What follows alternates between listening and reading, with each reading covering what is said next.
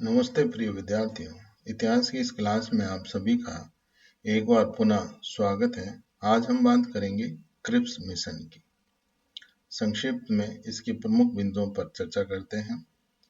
Cripps mission Britain के द्वारा भारत का द्वितीय विश्व युद्ध में सक्रिय सहयोग प्राप्त करने के लिए मंत्रिमंडल के एक सदस्य स्टेफोर्ड क्रिप्स की अध्यक्षता में भारत भेजा गया।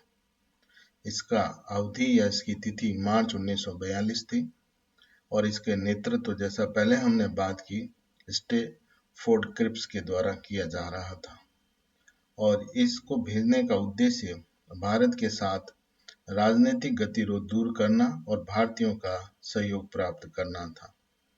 इस मिशन के बारे में महात्मा गांधी ने टिप्पणी करते हुए कहा था कि ये आगे की तारीख का ऐसा चेक है जिसका बैंक दिवालिया हो चुका है।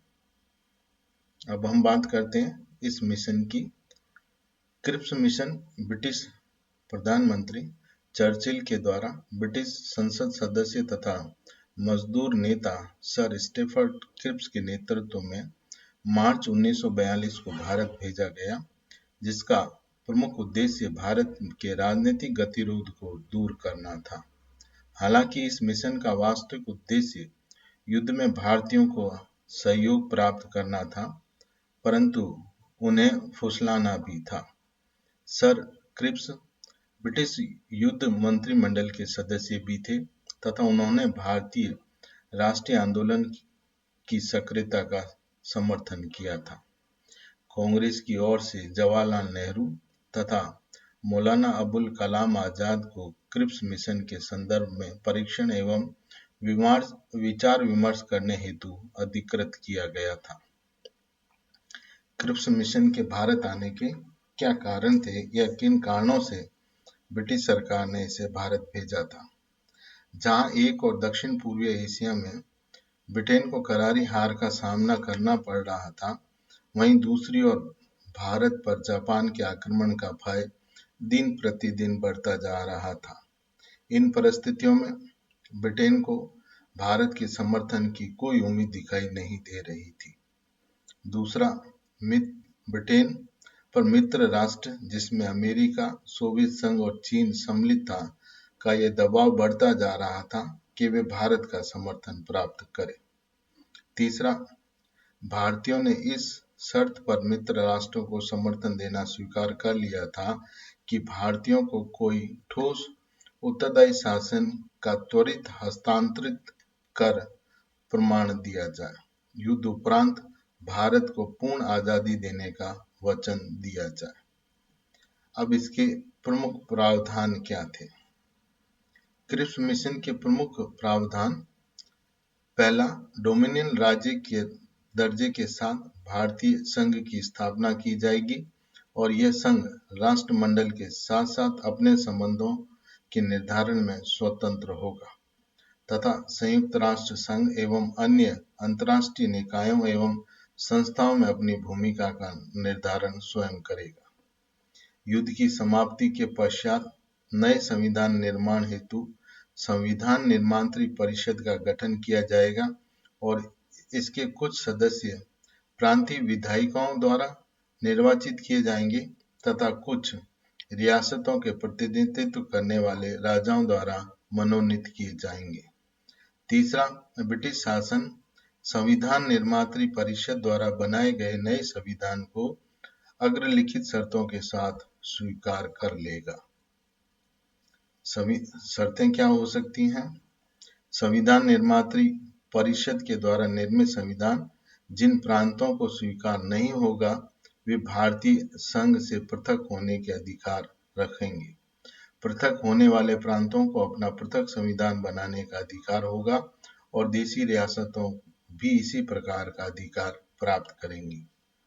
नवगठित संविधान निर्मात्री परिषद तथा ब्रिटिश सरकार सत्ता हस्तांतरण एवं प्रजातंत्रीय तथा धार्मिक अल्पसंख्यकों के हितों की रक्षा के मुद्दों पर आपसी समझौते के द्वारा समाधान करेंगी।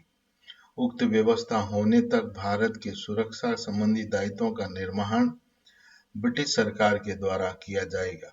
देश की सुरक्षा का नियंत्रण और निर्देशन वे ही करेंगे। गवर्नर जनरल की समस्त शक्तियां पूर्वत या पहले की तरह बनी रहेंगी। पूर्वत प्रस्ताव से ये किस प्रकार भिन्न था? क्रिप्स मिशन के प्रस्ताव पूर्ववर्ती प्रस्ताव से अनेक अर्थों में भिन्न थे। पहला, संविधान के निर्माण का अधिकार अब वास्तविक तौर पर भारतीयों के हाथों में था। दूसरा, संविधान निर्मात्री सभा के गठन हेतु एक ठोस योजना बनाई गई थी। तीसरा, प्रांतों को अपना पृथक संविधान बनाने का विकल्प दिया गया। यह व्यवस्था अप्रत्यक्ष रूप से भारतीय विभाजन को सुनिश्चित करती थी। चौथा, भारतीय स्वतंत्रता के लिए यह अधिकार सुनिश्चित किया गया कि उसे राष्ट्रमंडल से पृथक होने का अधिकार होगा। पांचवा, भारतीयों को प्रशासन में भागीदारी का पूर्ण अवसर प्रदान किया जाना सुनिश्चित किया गया था। अब हम बात करते हैं इसकी असफलता के कारणों की। क्रिप्स मिशन के प्रस्ताव भारतीय राष्ट्रवादियों को संतुष्ट करने में असफल रहे तथा साधारण तौर पर भारतीयों के किसी भी वर्ग ने सहमति प्राप्त नहीं कर सके। भिन्न भिन्न दलों तथा समूहों ने अलग अलग आधार पर इन प्रस्तावों का विरोध किया। कांग्रेस ने निम्न आधारों पर इसका विरोध किया।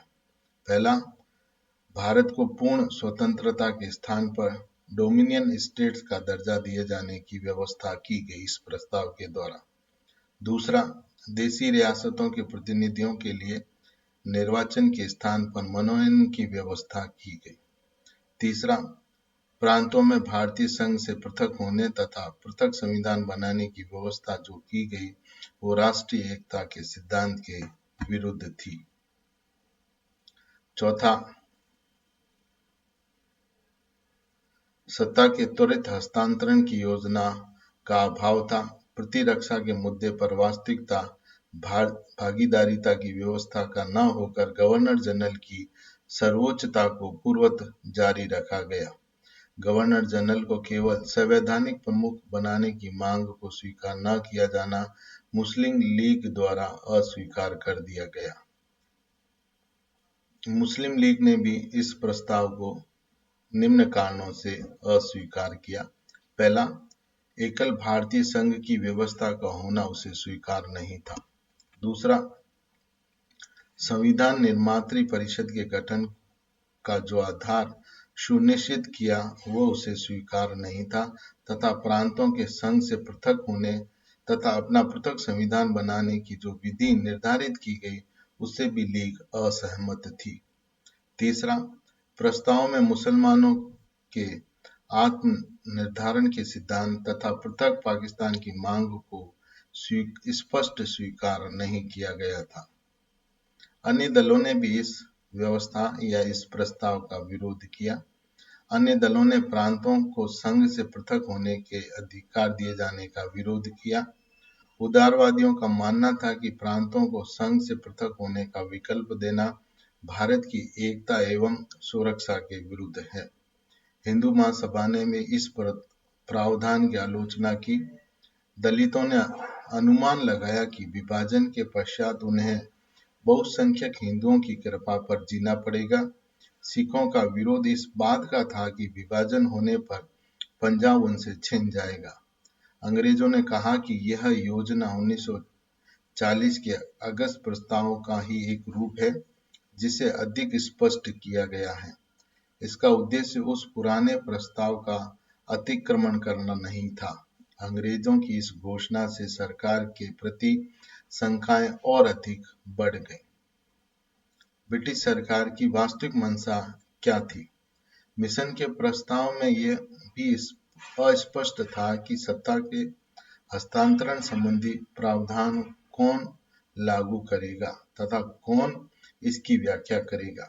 ब्रिटिश सरकार की वास्तविक मंशा ये थी कि क्रिप्स मिशन सफल न हो क्योंकि वो भारतीयों को सत्ता के हस्तांतरण तथा देश की प्रतिरक्षा संबंधी जिम्मेदारी में भागीदारी दोनों के विरुद्ध थी। उधर चर्चिल, एमरी और लिथनिथगो और वेबल भी नहीं चाहते थे कि क्रिप्स मिशन सफल हो। वॉयसराय के वीटो के मुद्दे पर स्टेफर्ड क्रिप्स तथा कांग्रेस के नेताओं के मध्य बातचीत टूट गई थी। गांधी और नेहरू की टिप्पणी। महात्मा गांधी ने क्रिप्स प्रस्ताव पर टिप्पणी करते हुए कहा कि एक आगे की तारीख का जारी चेक है जिसका बैंक दिवालिया हो चुका है। जवाहरलाल नेहरू ने क्रिप्स प्रस्ताव के संबंध में कहा था कि क्रिप्स योजना को स्वीकार करना भारतीयों को अनिश्चित खंडों में विभक्त करने के मार्ग को प्रशस्त करता है। इस प्रकार हम देखते हैं कि इस पर क्रिप्स भारतीयों को निराश और असमंजस वातावरण में छोड़कर वापस इंग्लैंड लौट गए। भारतीय जो अभी भी फांसीवादी आक्रमण से पीड़ित के प्रति पूरी सहानुभूति की तस्वीर अपने मन मस्तिष्क में संजो हुए थी, अंग्रेज सरकार के रवैये से खुद को छला हुआ महसूस करने लगी। अब भारतीयों ने यह मानना प्रारंभ कर दिया कि वर्तमान परिस्थितियां असहनीय बन चुकी हैं, साम्राज्यवाद पर अंतिम प्रहार करना आवश्यक हो गया है। धन्यवाद प्रिय विद्यार्थी।